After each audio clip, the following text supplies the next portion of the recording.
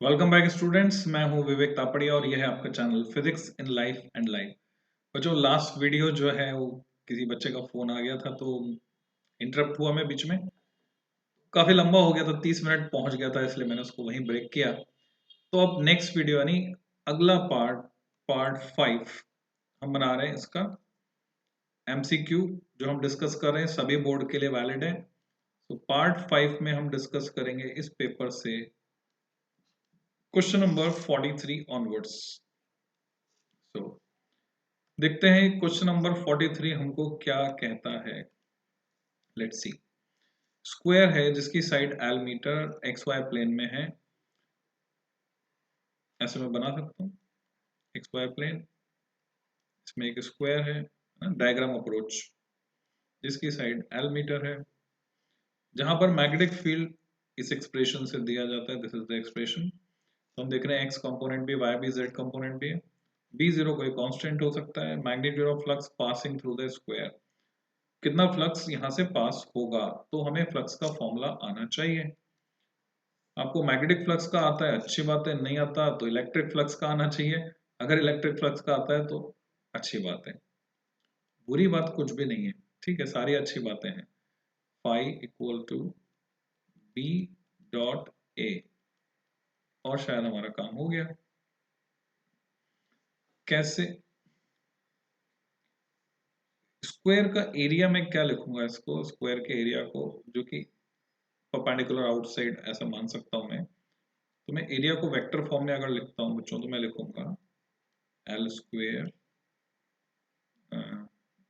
X और Y plane में रखा हुआ है तो ऑब्वियसली के कैप आ गया है ना, पॉजिटिव जेड डायरेक्शन में ये आएगा एरिया। तो एल स्क्वायर के कैप। तो अब सिंपली डॉट प्रोडक्ट आपको आना चाहिए, क्लास 11 में आपने सीखा था।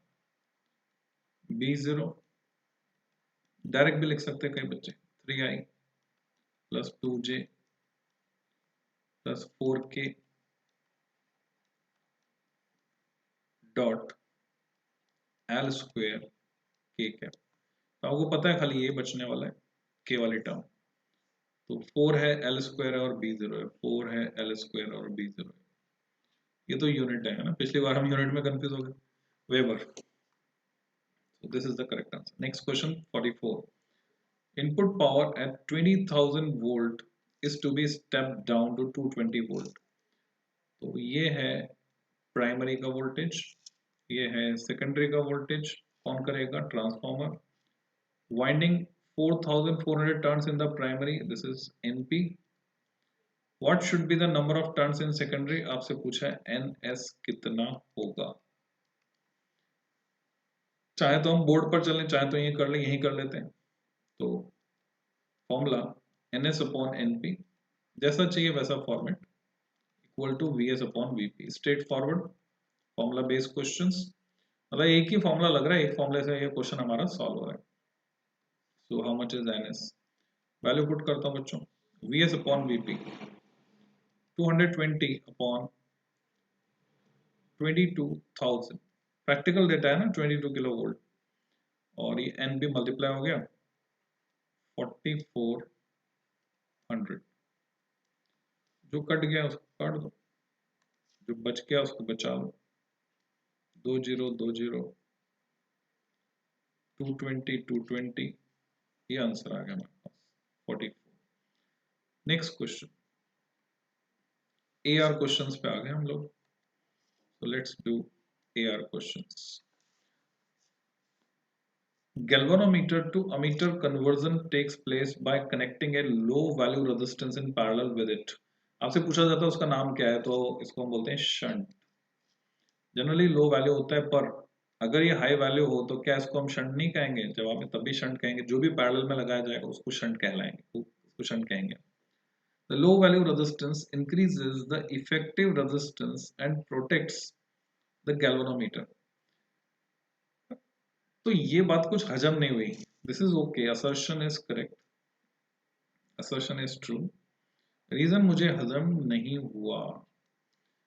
रीजन, पहली बात तो इफेक्टिव रेजिस्टेंस जो है वो बढ़ेगा नहीं, घटेगा। इट विल नॉट इंक्रीज, क्योंकि इफेक्टिव रेजिस्टेंस हो जाएगा S इंटू जी अपॉन एस प्लस जी, और पैरेलल में आप जानते हैं रेजिस्टेंस कम हो जाता है, डिक्रीज हो जाएगा।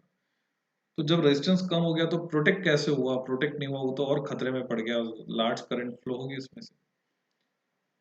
होना भी चाहिए, अमीटर बनाने के लिए ये करना पड़ता है हमको, तो गैल्वेनोमीटर प्रोटेक्ट नहीं कर सकता। Next question, electric field is always normal, always, ये जो वर्ड होते हैं इन पे गौर करना चाहिए। Always normal to equipotential surface, यहाँ तक तो सही लगता है, ऐसा होता ही है।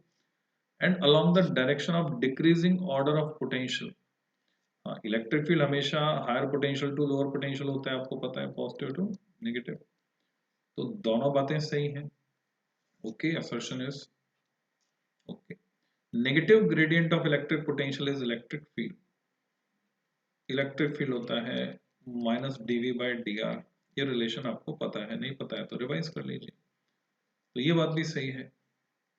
तो क्या आपस में लिंक हुए? यार क्वेश्चन में यही फंस जाते हैं हम कि फर्स्ट या सेकंड, यहां पे आके हम अटकते हैं। तो रिवर्स पढ़ के देखते हैं। Negative gradient of electric potential is the electric field. That's why electric field is always normal to equipotential surface. ये चीज लिंक नहीं हुई।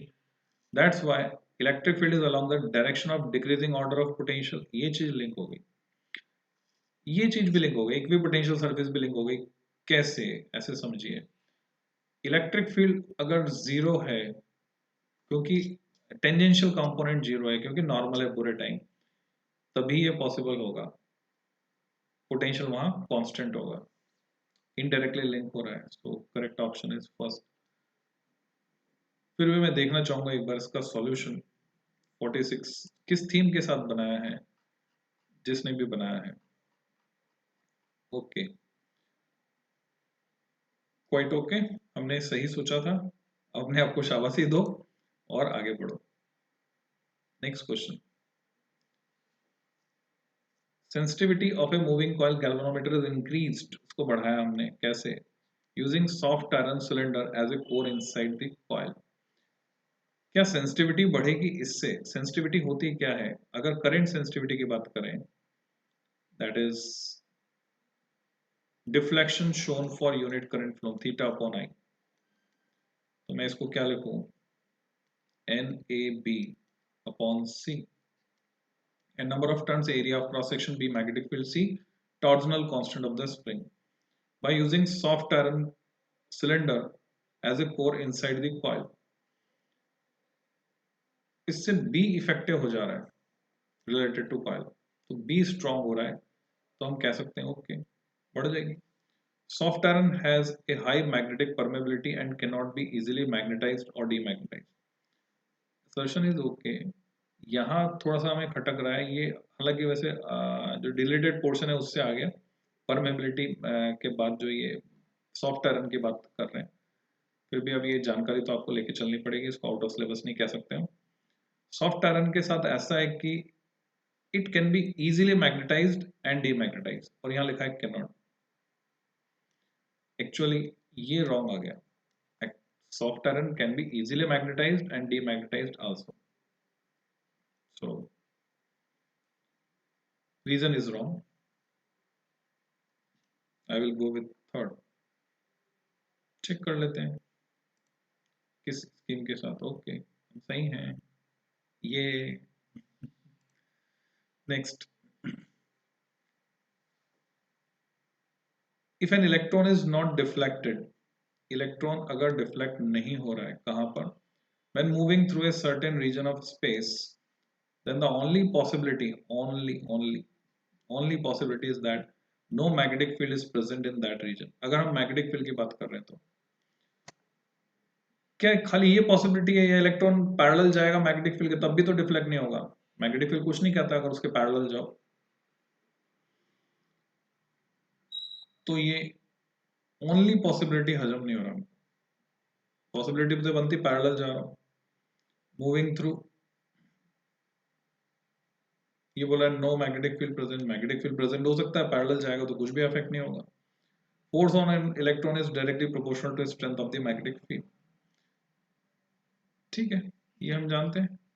एफएम इक्वल टू QVB, तो यहाँ हो गया EVB, तो मैग्नेटिक फील्ड के प्रोपोर्शनल है।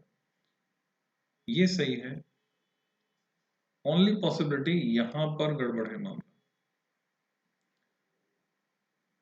तो मेरे हिसाब से जो सही ऑप्शन हुआ, reason is true, assertion is wrong. ऐसा कोई ऑप्शन है ही नहीं। इसका मतलब इस ओनली वर्ड को हटा दें, फिर हम इसको सॉल्व करें तो हम सही निष्कर्ष तक पहुंचेंगे। ऐसा करना पड़ेगा, क्या करें, वो ऑप्शन ही नहीं है कि assertion is wrong. So if an electron is not deflected when moving through a certain region of space, then the possibility is that no magnetic field is present in that region. अब okay है, अब हम कहेंगे assertion is correct and reason is also correct and option 1 बन जाएगा correct explanation. So let's check the answer. 48th question, option 1 is correct. तो ऐसे ही समझाया बच्चों, ठीक है। तो गलती इनसे हुई है, हमसे नहीं हुई है। ये ओनली वर्ड यहाँ पे नहीं होना चाहिए था, क्योंकि वो पॉसिबिलिटी जो मैंने आपको बताई वो बनती है। क्वेश्चन नंबर 49 पे आ गए हम लोग। Balancing point of a metre bridge is obtained at L equal to 40 centimeter when the area of cross section of wire is doubled. The balancing point shift to L equal to 60 centimeter. अच्छा, metre bridge में 40 centimetre पे आपको balance point मिल रहा है और कह रहे हैं area of cross section double कर देंगे तो शिफ्ट हो जाएगा 60 सेंटीमीटर। कैसे? P अपॉन Q थोड़ी चेंज होने वाला है। P upon Q, R upon S जब चेंज नहीं हो रहा तो P अपॉन Q रेशो वहां यहाँ कैसे चेंज हो जाएगा रेशो? हजम नहीं हुई बात, गलत। Reason, resistance of wire is directly proportional to its area of cross section, ये तो और भी गलत है। इनवर्सली प्रोपोर्शनल होता है, एरिया क्रॉस सेक्शन बढ़ गया तो फिर तो रेजिस्टेंस तो कम हो जाएगा। तो मैं तो कहूंगा दोनों ही फॉल्स है। Fourth is the correct option. फिर आंसर दिखा देता हूं मैं आपको। Here is the answer 49, fourth is the correct. अब हम चलते हैं नेक्स्ट क्वेश्चन पे बच्चों। Section C, question number 50। एक आइसोलेटेड चार्ज है, अलग थलग आइसोलेटेड चार्ज Q1 जिसका मास है, उसको हमने लटका दिया मुक्त रूप से फ्रीली, थ्रेड जिसकी लंबाई L है। दूसरा चार्ज Q2 हम उसके पास लेकर आते हैं, ये Q1 को लटका Q2 पास लेकर आते हैं। R जो है बहुत ज्यादा दूर है L से। जब Q1 इक्विलिब्रियम में होगा, टेंशन थ्रेड में कितनी होगी, टेंशन पूछिए। अगर आपने गौर किया हो तो बच्चों बिल्कुल वैसा क्वेश्चन है जैसे सैंपल पेपर में था आपके, इसी लोकेशन पे। अगर मैं सीबीएसई का ऑफिशियल सैंपल पेपर आपको दिखाऊं तो इसी तरह का क्वेश्चन था, बस वहां टेंशन नहीं पूछी थी, वहां पर आपसे चार्ज का मैग्नीट्यूड निकलवाया था। ये बेसिक डिफरेंस था। जो गलती से आपके बुकलेट में थीटा छपा हुआ था, आपको याद हो तो, क्यू की जगह। तो यहाँ तो हमें कैलकुलेशन करनी ही नहीं है, ओके। बस आपको बताना है equal to mg, greater than mg, less than mg, none of these.